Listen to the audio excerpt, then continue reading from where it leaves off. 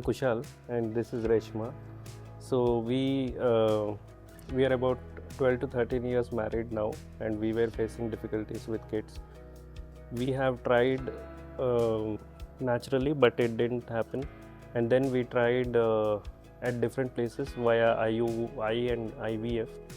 And then finally, via Google, we got to know about Dr. Vijay Kumar, and we came here.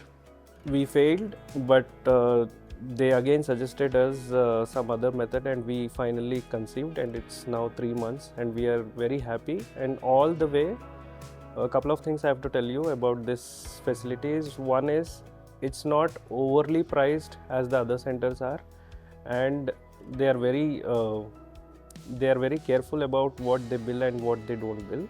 It's just not like any other IVF center where it is just billing, the billing goes on, and they're very friendly. Vijay Kumar is very friendly, and you can rely on them for your IVF or IUI or any issues, gynec issues that you're facing.